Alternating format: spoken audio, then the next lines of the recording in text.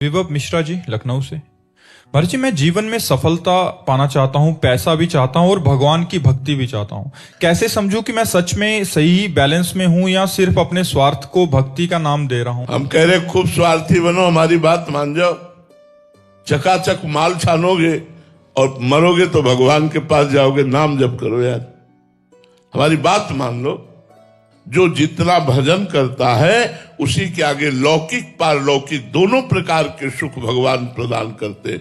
यार इतने कृपालु भगवान हैं, उतना भरण पोषण करते हैं। तो हमें लगता है अगर रुपया चाहिए तो धन कमाओ। कैसे? राधा राधा राधा राधा, और फिर इस धन से लोक परलोक सारे सुखों को खरीद लो। अब भजन नहीं करोगे, पाप करोगे, चाहोगे सुख बेईमानी से, अधर्माचरण से, तो भले रुपया मिले तुम्हारे परिवार का नाश कर देगा, वो तुम्हारी बुद्धि भ्रष्ट कर देगा, वो तुम्हारे सुख शांति को नष्ट कर देगा। धर्म से चलो और भजन करो, फिर भगवान से कहो संपत्ति दो।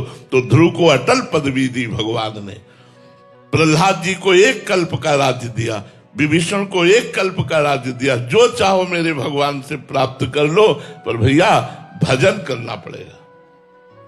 अब पियो शराब, पराई बहन बेटियों की तरफ गंदी दृष्टि रखो, मुर्गा मछली खाओ, तो पूर्व जन्म के फलस्वरूप भले करोड़पति बन जाओ, लेकिन अब की नरक जाना पड़ेगा जैसे आचरण कर रहे हो। और अगले जन्म तुम भी सुअर कुत्ता गधा मुर्गा बनोगे और ऐसे काट के खाए जाओगे।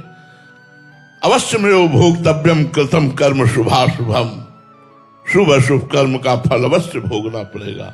इसलिए प्यारे, यदि इस लोक और परलोक में चकाचक आनंद लेना चाहते हो हमारी ब्रज भाषा में, तो नंद नंदन को भजो, किशोरी जी को भजो, राम भजो, हरि भजो, तुम्हारा मंगल हो जाएगा। देख लो, मंगल हो जाएगा।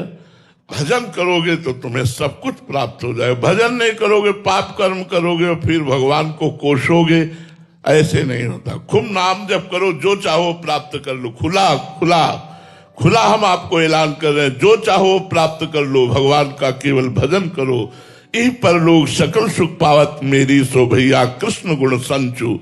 जो भगवान श्री कृष्ण के गुणों का गायन करता है, कृष्ण कृष्ण नाम जप करता है, वो इस लोक और परलोक के सारे सुखों को प्राप्त हो जाता है।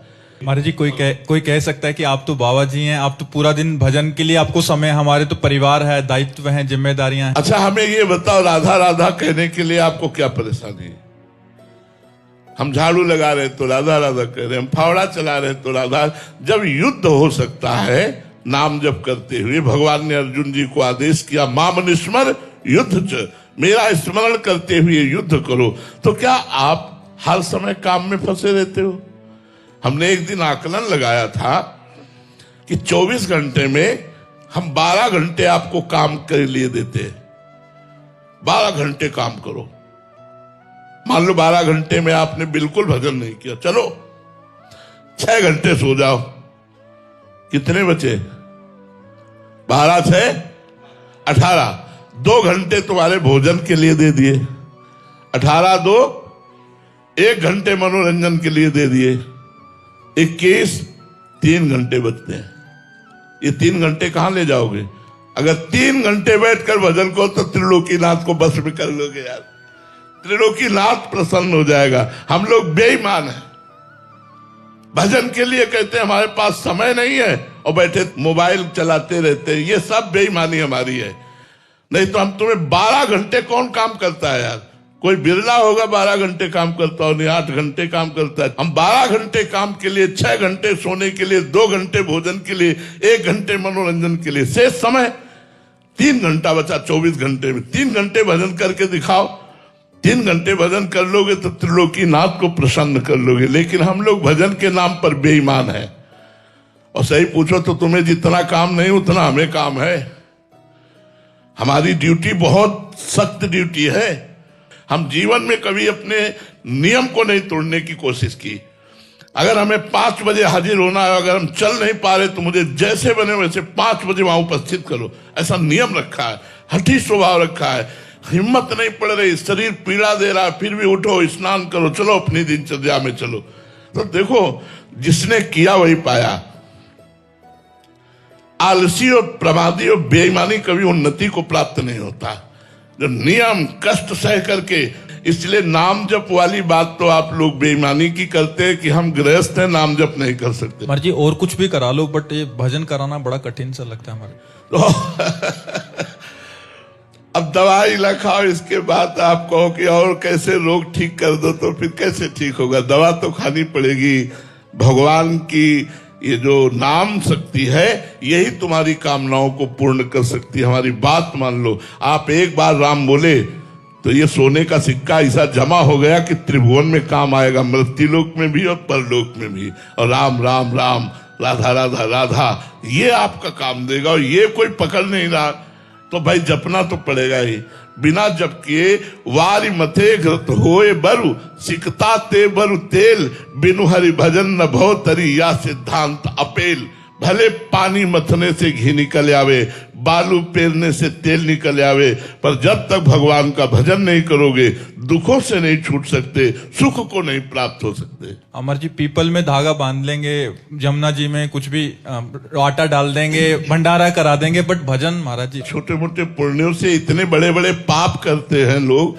ईमानदारी से देखो, अपने जो गुप्त पाप हैं जीवन में, ऐसी ऐसी गलतियां हम सब लोगों से हुई है, भगवान उसे क्षमा कर देंगे यदि नाम जप करोगे, भगवान की शरण में रहोगे तो आनंद में रहोगे। आज भगवान की शरण में है तो सब आनंद ही आनंद, रोग की स्थिति में भी आनंद है, मरने का कोई भय नहीं है, कोई चिंता नहीं है। मान लो मेरी बात, हर दुख मिटाने के लिए भगवान की नाम की शक्ति जागृत है, उसे खूब जप करो और आनंद लो। पर दुर्भाग्य है, कलयुग का ऐसा प्रभाव है कि सुनकर भी लोग नाम जप नहीं करते, सुनकर भी जानकर भी नाम जप। हम खुली बातें सब कह रहे, सब कुछ भगवान दे रहे, केवल भगवान की शरण में और नाम जप कर रहे। इसलिए गोस्वामी तुलसीदास जी कहते, जब अकबर बादशाह ने ताज उतार के रखा ना उनके चरणों में, तो आंसू आ गए कि जब राम का नहीं था तो तुलसी को मांगे कौड़ा नहीं मिलता था,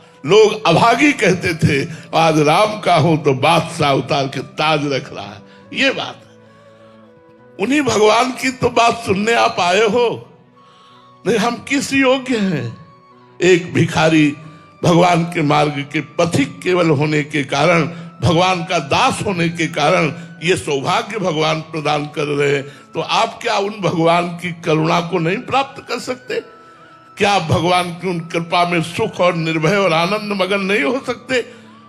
इससे बड़ा और क्या सुख होगा? लौकिक पारलौकिक हर सुख भगवान प्रदान कर देने वाले हैं। इसलिए हमारी प्रार्थना है, तुम्हें जो चाहिए भगवान से मांगो, और वो तभी पूर्ण होगी जब नाम जप करोगे। जितना नाम जप करोगे, सुमेरी पवन सुत पावन नामू, अपने बस कर राखे रामू। भगवान को अपने अधीन कर लिया भगवान का नाम जप करके। क्या चाहते हो?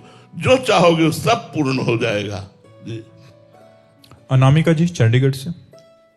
राधे राधे महाराज जी। महाराज जी, एकांत में बैठकर साधना की क्रिया प्राथमिकता होनी चाहिए, हर समय हर परिस्थिति में नाम जप वो ज्यादा अच्छा है? थोड़ा समय एकांत भी होना चाहिए। आचार्यों ने कहा, एकांते सुख मास्यता मथा तो ब्रह्म जिज्ञासा।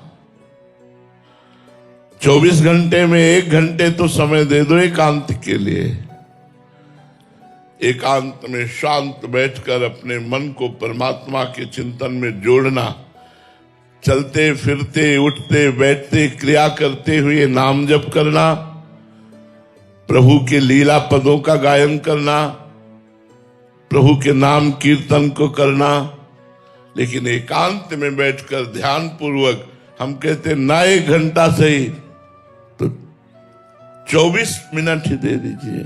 एक घड़ी 24 मिनट कहते हैं, 24 मिनट दे दीजिए। 24 मिनट कोई काम नहीं, कोई उठना नहीं, किसी से की तरफ देखना नहीं, कुछ बोलना नहीं, एकांत कमरे में बैठ करके अपने मन को परमात्मा में लगाना, ये जरूर करना चाहिए।